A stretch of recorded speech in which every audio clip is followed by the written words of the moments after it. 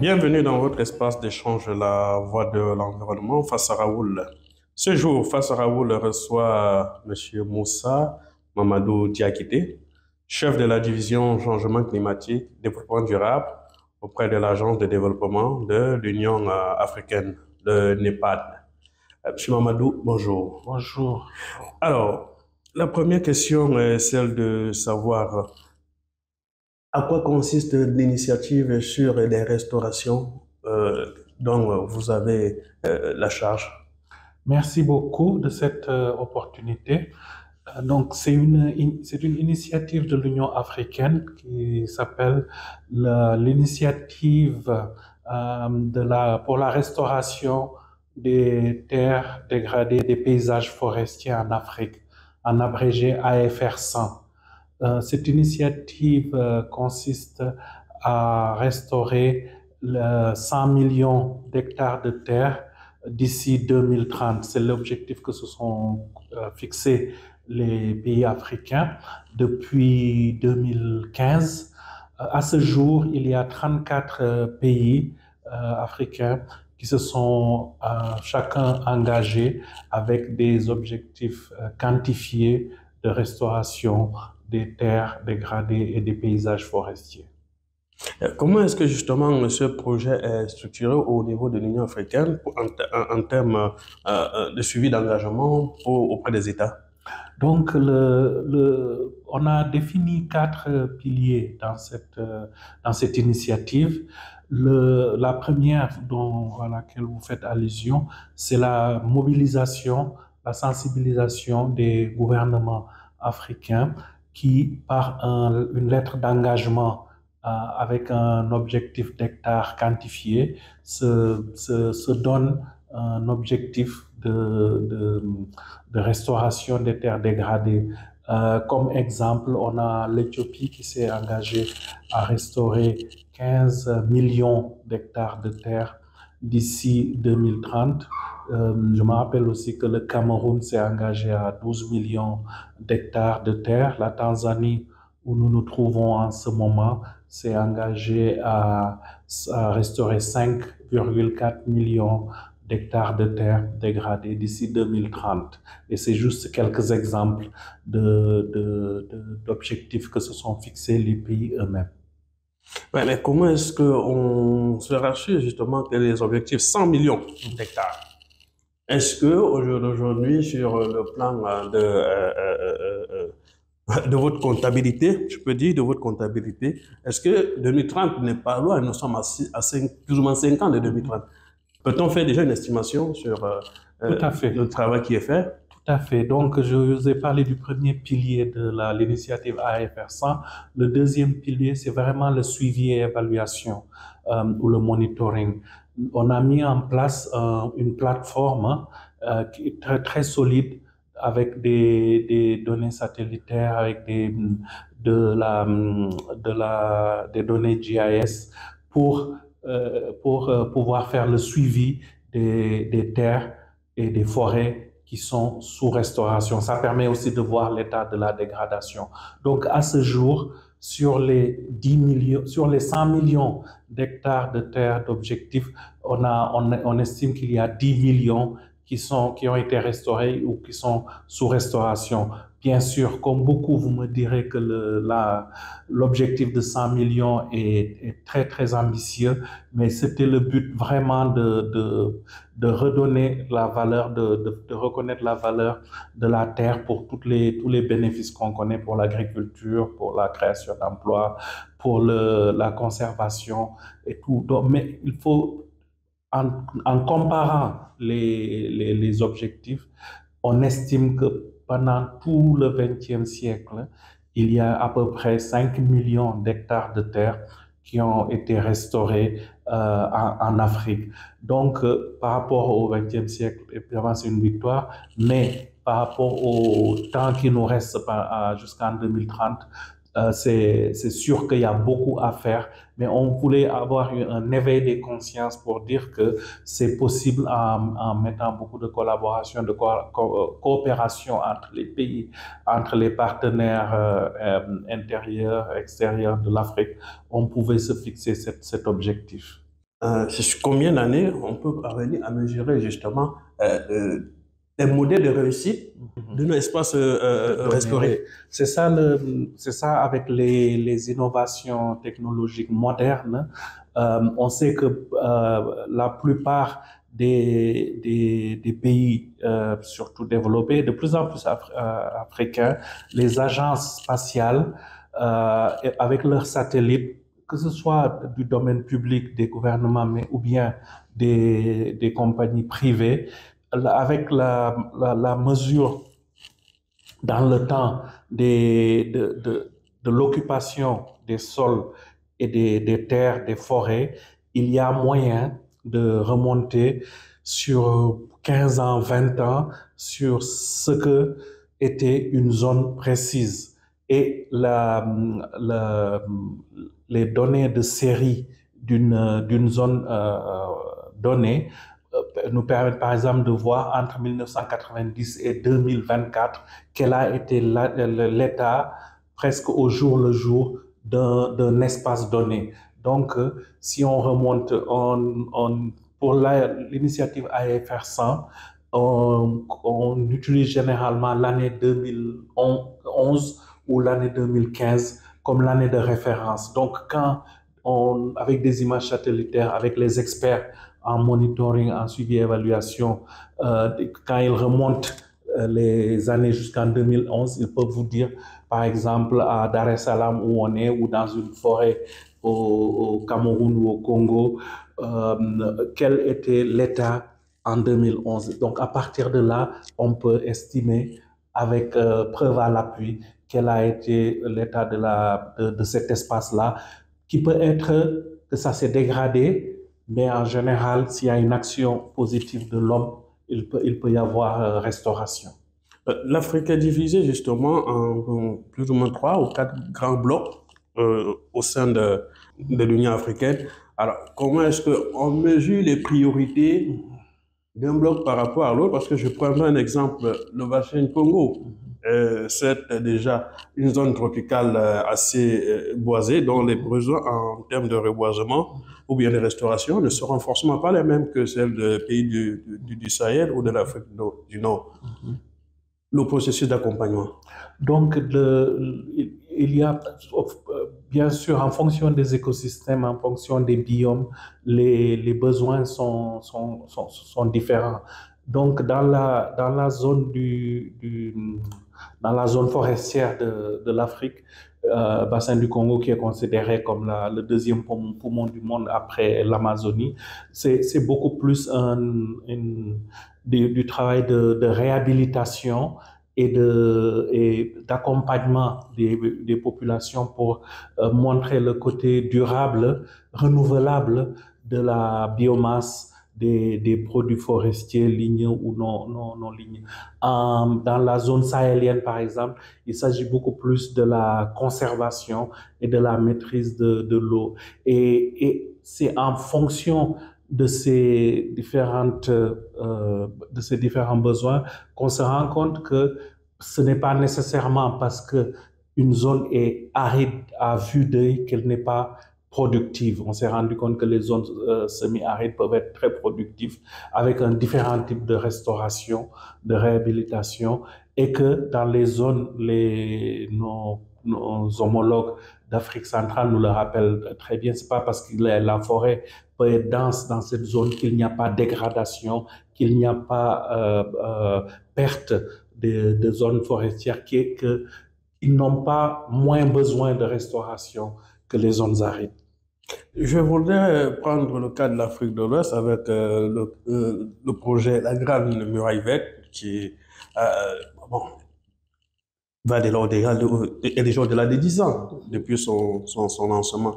Comment est-ce que cette initiative trouve place et corps au sein du NEPAD, là. Du NEPAD. Je suis toujours content de recevoir cette question pour d'abord, en préambule, rappeler que la Grande Muraille Verte, que ce soit la Grande Muraille Verte, que ce soit l'initiative AFR100, toutes les deux initiatives viennent de l'Union africaine. Donc, ce ne sont pas des initiatives contradictoires ou qui sont en compétition, mais ils sont complémentaires. Et le deuxième point, on nous demande toujours aussi quels sont les résultats de la Grande Muraille Verte. Il y a des résultats vraiment tangibles avec la régénération de la bande sahélienne qui est vraiment tangible, surtout quand on va au niveau des communautés locales qui sont traversées par le tracé de la Grande Muraille Verte. Il y a souvent des anecdotes qui sont racontées dans les zones de passage de la Grande Muraille Verte, où avec le retour de la verdure, il y a des animaux qu'on voyait plus depuis longtemps qui sont de retour dans cette zone. Et ça, c'est une des preuves tangibles que la Grande Muraille Verte est en train de fonctionner. Et aussi, au sein de la Grande Muraille Verte, il y a un modèle qui marche très très bien qui s'appelle les FACI, fermes agricoles communautaires intégrées, où les gouvernements locaux, les autorités locales, les gouvernements et les partenaires financiers et techniques identifient de façon concertée des zones avec 20-30 villages, essayent de respecter les espèces, les semences, les cultures qui étaient avant la sécheresse et redonnent de la vigueur à cette zone précise. Il y a quelques facies dans les zones de la Grande Muraille Verte qui marchent très très bien. Et ensuite, l'autre point complémentaire qu'on a entre AFR100 et la Grande Muraille Verte, c'est le suivi-évaluation. Et je dis que le meilleur moyen de voir qu'il n'y a pas de compétition, c'est que tout ce qui est restauré dans la Grande Muraille Verte peut être rajouté aux objectifs des 100 millions de AFR100 et vice-versa. Quand l'initiative AFR100 fait un projet dans un pays de la Grande Muraille Verte, la Grande Muraille Verte peut le comptabiliser aussi comme comptant pour ses objectifs de restauration. Dans le cas de cette restauration, y a-t-il de façon différentielle ce qui peut être considéré comme création d'une forêt et des espaces agro-industriels? Est-ce qu'il y a une différence ou bien est-ce qu'on peut considérer qu'une vaste plantation de cacao également constitue un couvert forestier? Cette question est très pertinente parce que l'initiative AFR100 a été récemment critiquée par quelques articles dans les journaux qui ont fait état de cette question. Encore une fois, comme pour la Grande Muraille Verte, la première précision en préambule à donner est que l'initiative AFR100 n'a jamais et n'encouragera jamais la monoculture. Ça, c'est une précision à donner dès le départ. Ça, c'est une première chose. Et on sait qu'il y a des différents degrés de restauration. La restauration, en tant que telle, étant le stade ultime, idéal de récupération des terres où vous tenez compte de tous les aspects d'un paysage donné. Mais entre-temps, on a les aspects de réhabilitation qui sont beaucoup plus légers, et ensuite vous avez de la régénération, donc différents stades. Et nous, en tant que collectif, quand je dis collectif, c'est tous les pays membres, plus les partenaires, plus les universités, les chercheurs. Dès 2017, on s'est mis en groupe de travail et on a produit ce qu'on appelle le guide volontaire de la restauration pour AFR100. C'est pour donner un menu, pas imposé, mais donner un menu que si vous faites de la restauration dans le Sahel, que ça puisse être comparé à de la restauration en zone forestière. Et évidemment aussi, on encourage la diversité, on encourage l'utilisation des semences originelles, endogènes d'abord. Tenant compte de tous ces aspects-là, j'encourage souvent les critiques qu'on accepte volontiers d'aller par exemple sur notre site web. Vous devez bien connaître l'initiative, le Land Accelerator, comme on appelle en anglais, où on fait des appels d'offres et on sélectionne des jeunes agriculteurs, hommes et femmes, pour leur donner des formations en restauration de terre. Ensuite, on leur donne des fonds pour commencer leur activité, ne serait-ce qu'en allant voir tout le vivier de ceux qui ont bénéficié de l'AFR 100, comme le ministre malgache de l'environnement qu'il a dit aujourd'hui. Vous pourrez voir que ce qu'on sélectionne pour faire de la restauration à Madagascar ne peut pas être la même chose qu'au Sénégal, ni la même chose au Malawi. Donc, rien que cette diversité-là ne permet pas de parler de monoculture pour l'initiative AFR 100. Les populations africaines sont en train de croître. Et comment est-ce que justement on arrive justement à concilier les besoins de développement en lien avec l'agriculture et les questions de déforestation et de restauration? Là, vous avez mis 2-3 problématiques dans une même question que je vais essayer de déquantifier. La population africaine, on peut s'accorder que même si elle croît, on n'est pas en surpopulation, loin de là. Quand on prend l'ensemble de la masse terrestre de l'Afrique et les habitants au kilomètre carré, on peut s'accorder que s'il n'y a pas de surpopulation. Donc, on peut déjà s'accorder là sur ce premier point. Cela n'empêche pas de faire attention et de s'occuper du problème de la dégradation des terres, que ce soit de manière naturelle, avec l'avancée du désert, de la sécheresse, et les déforestations inconsidérées et non durable. Donc, je crois que c'est beaucoup plus une question de gouvernance, de gestion durable, d'impliquer les populations avec une mentalité de durabilité, de remplacer ce qu'on prélève dans les forêts, dans les zones, même dans les zones arides, d'avoir cette idée de remplacer ce qu'on prélève. Donc, et c'est à ça que humblement, des initiatives comme AFR 100, la Grande Muraille Verte, travaillent. Donc, à notre avis, il ne faut pas mêler la problématique de la population et la problématique de la gestion des terres qui peuvent être réconciliées très, très aisément. Donc, en résumé, c'est beaucoup plus, à notre avis, une question de gouvernance, de meilleure gouvernance et de gestion durable des ressources naturelles en général en Afrique. Je reprécise ma question. L'Afrique a besoin de nourrir sa population.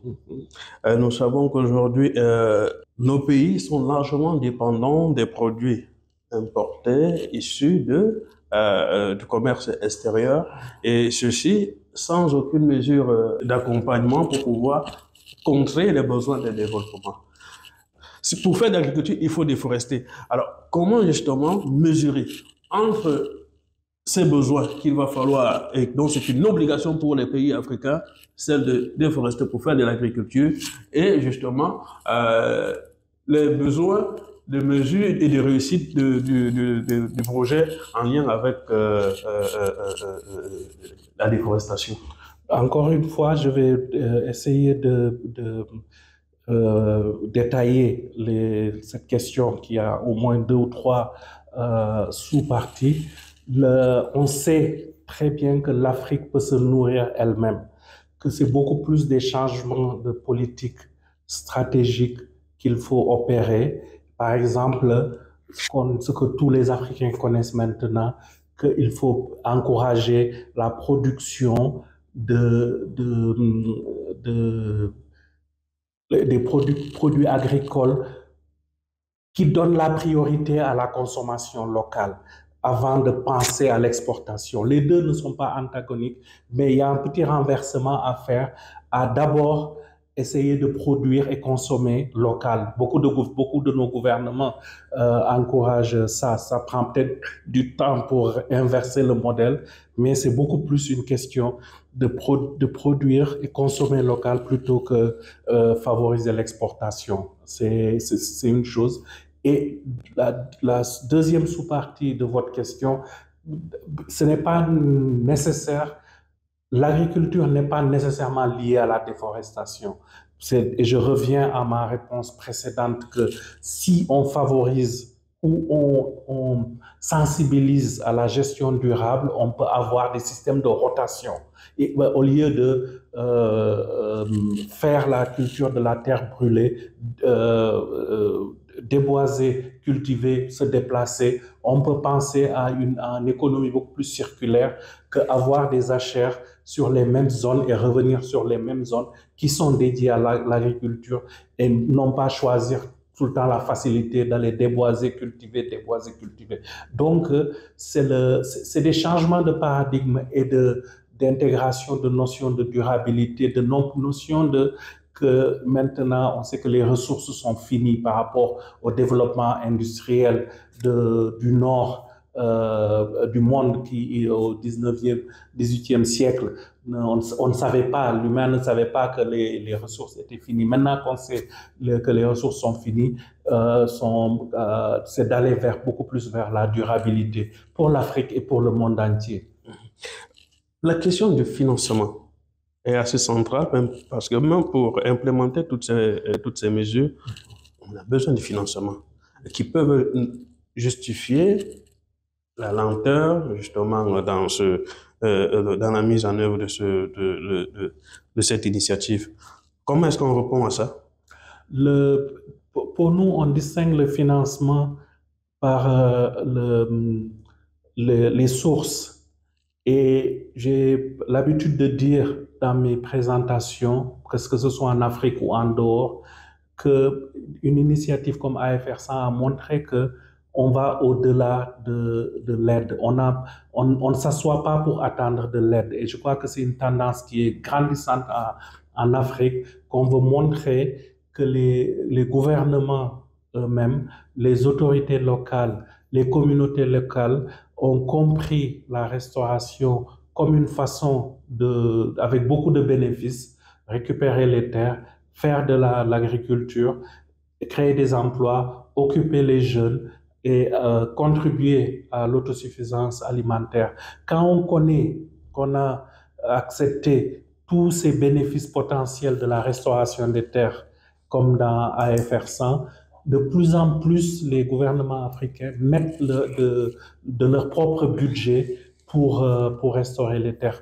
Bien sûr, il y a les financements extérieurs, mais le pourcentage du financement endogène interne est en train de grandir dans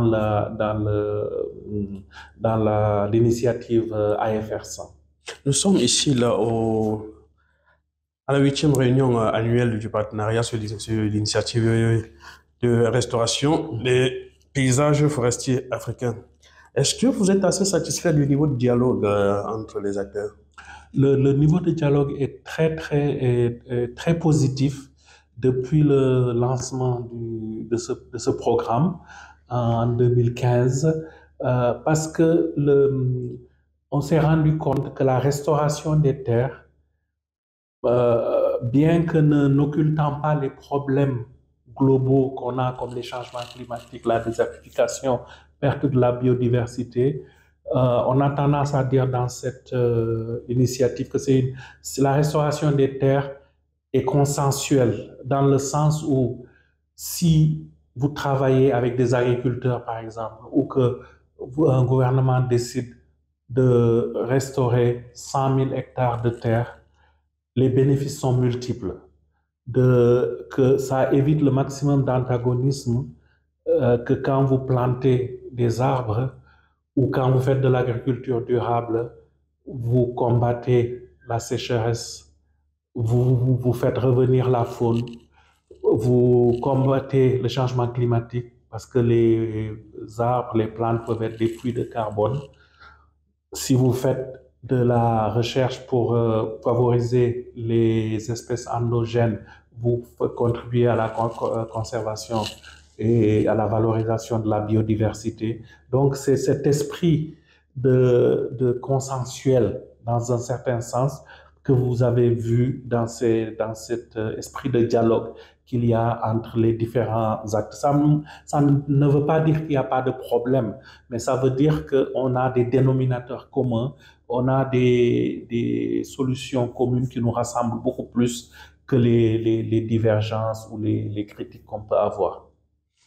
En marge de cette activité, il y a eu une réunion de 2 jours avec sur l'Académie de la Restauration où on a vu impliquer un peu plus jeunes des acteurs de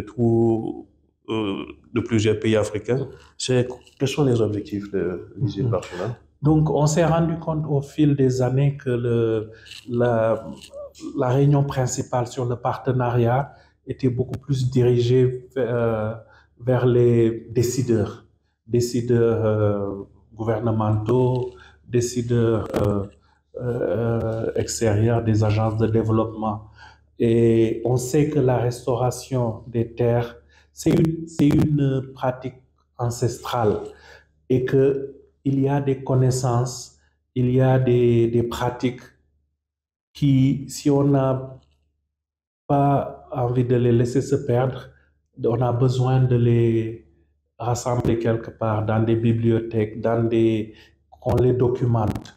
Donc, on a mis en place l'Académie de la Restauration pour qu'avant la réunion principale sur le partenariat AFR 100, qu'on amène des chercheurs, qu'on amène des jeunes qui sont passionnés de restauration, qu'on amène des experts en suivi et évaluation, des experts en gestion en sciences spatiales.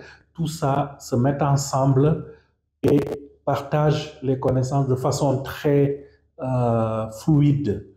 Et au fil des années, le montant ou la somme des connaissances augmente et qu'on arrive à un point où, quand il y a un groupe qui maîtrise, par exemple, la technique de la demi-lune dans le Sahel pour conserver l'eau, que quelqu'un qui se retrouve en Indonésie ou en Chine, qui a besoin de cette technique, peut trouver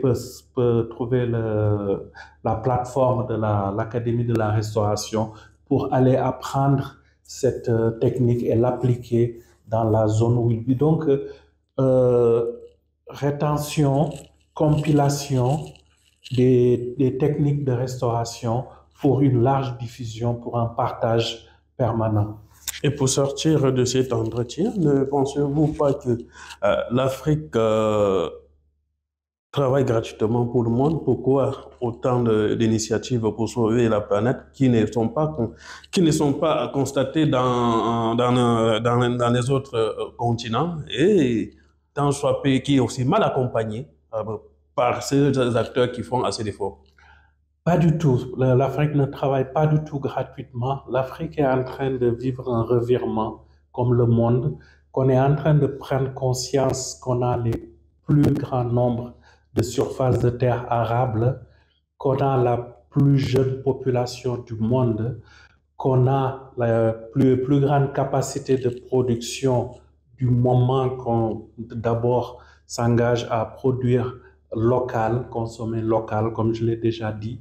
Quand vous prenez tous ces paramètres et qu'on s'inscrit dans la globalité du monde, l'Afrique est en train de se préparer pour devenir une puissance dans dans le domaine de la durabilité, dans le domaine de la production durable, dans le domaine de la conservation, dans le domaine du développement humain. C'est tous ces éléments-là qui sont en train de se mettre en place. Peut-être qu'on n'a pas une visibilité claire, mais c'est en train de se mettre en place. Le puzzle est en train de se mettre en place. Et pour cela, j'aime à répéter dans tous les forats où je vais qu'en termes de restauration, en termes de durabilité, l'Afrique est une puissance mondiale. Merci, Monsieur Moussa Mamadou Diakité. Je rappelle, vous êtes le chef de la division changement climatique, développement durable auprès de l'Agence de développement de l'Union africaine, en sigle NEPAD. Merci. Merci Raoul de cette opportunité.